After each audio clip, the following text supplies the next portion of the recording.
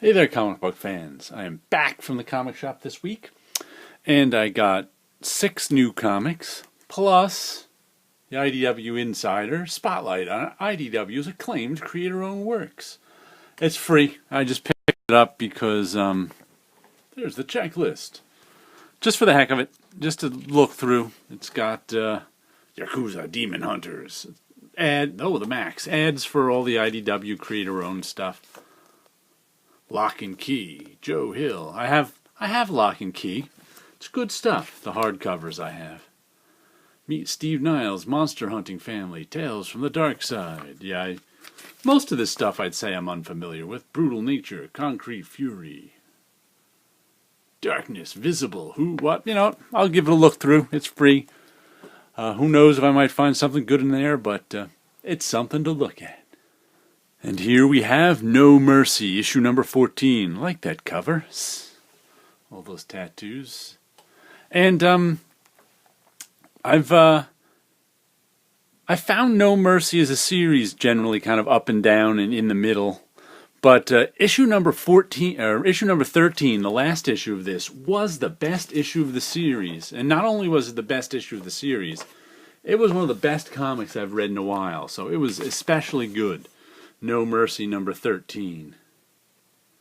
And it really brought back the survival horror aspects of the series, and it did a great job making the series fun and horrible all at the same time. So if you want to check out an issue of No Mercy, go get issue number 13. And it's also another great example of how art and writing can be inseparable in a comic, because that one, the art was the writing and the writing was the art. It was kind of like so much of the story had to do with, the feeling you were getting from the pictures and a few well-chosen words, and it was a tour de force, that New Mercy number 13. That issue made all the other issues, which I kind of find, middle of the road, to be worth it. It was just such a good issue, number 13. I hope number 14 keeps it up. And here we come with Department H, issue number 12. I think we might be halfway through this. I think it's going 24 or 26 issues. And it's a wraparound as always. Giving us all the exhibits. Partial skull from unidentified victim. Nice colors on that cover. Watercolor. Department H is, I guess you could call this a survival horror mystery, because our cast of characters has been trying to just survive their whole underwater environment. Although they are fighting, because two characters who don't like each other and one tried to kill the other just met up again. They're trying to survive the catastrophic implosion of their underwater environment, and meanwhile our lead character, Maru, right, that's her name, trying to figure out who killed her father. She was suffering from some sort of exhaustion and oxygen deprivation at the end of last issue too. So it's a locked room mystery, it's survival horror.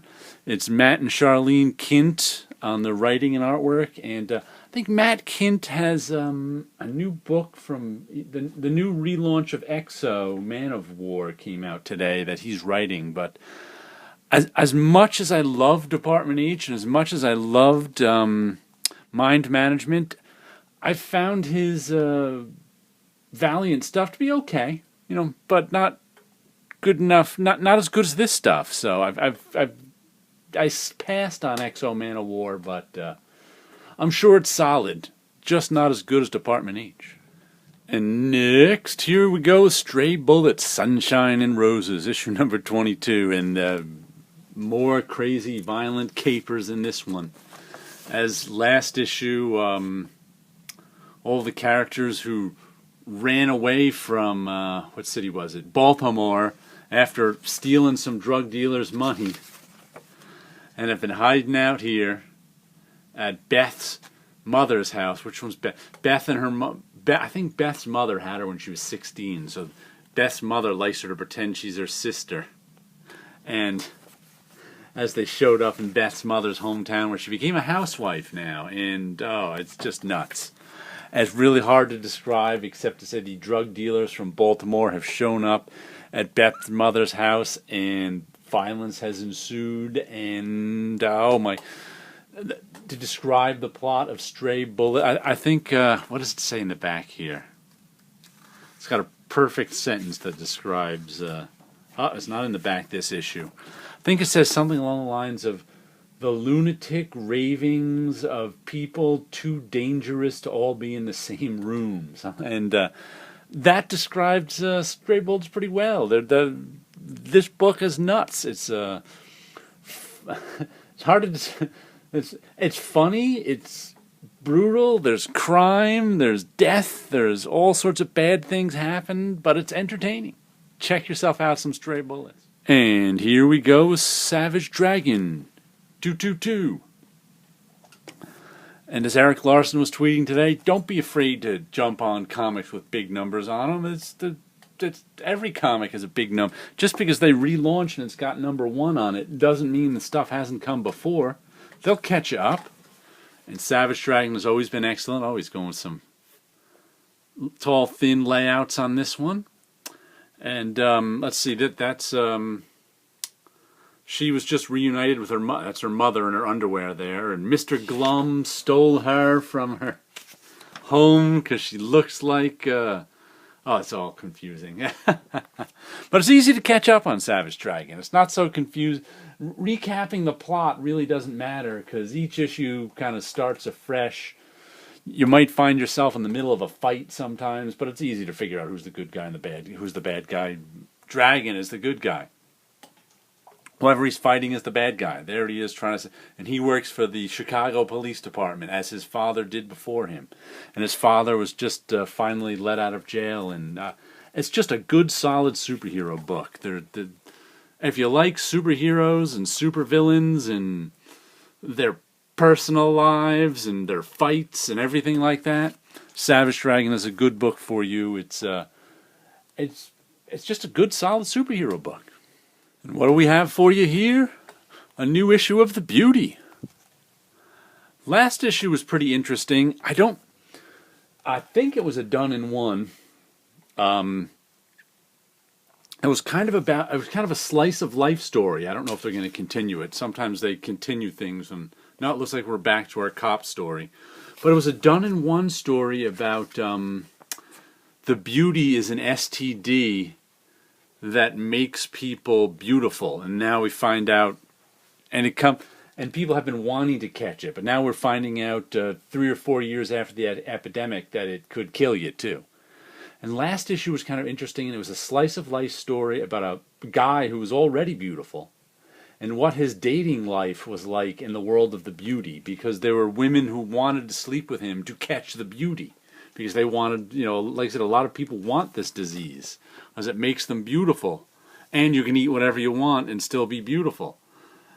Meanwhile, in the beginning it was a cop story, but we've gotten away from that. So it looks like the cop story is coming back. But like I said, I really enjoyed that done-in-one slice of life story about just kind of what this guy looking for love in his dating life in this whole different world of the beauty was.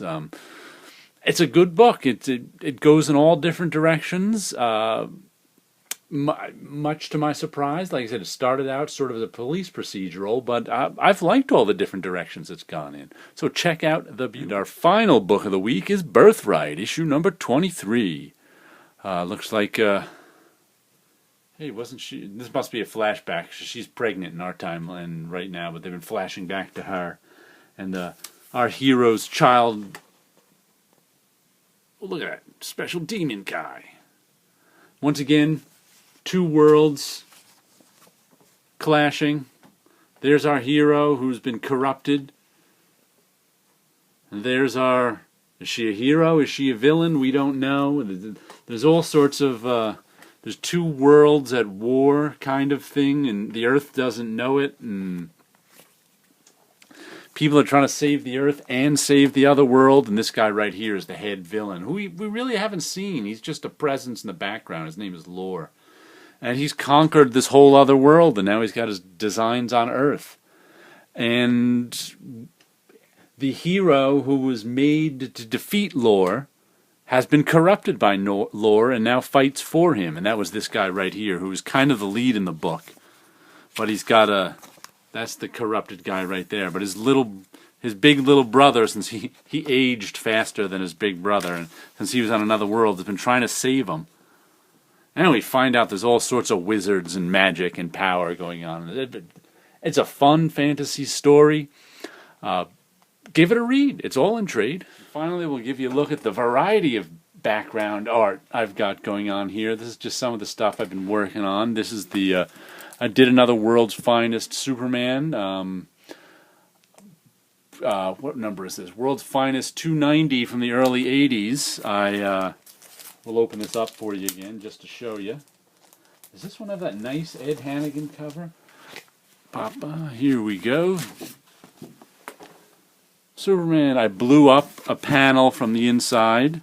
There we go. I like the actual cover too, because it's a nice Ed Hannigan and Klaus Janson cover. But I just, took these old early 80s World's Finest, which no one wanted on eBay, and made them into my own sketch covers. And I'll take a panel from the... Oh, I think that's the exact...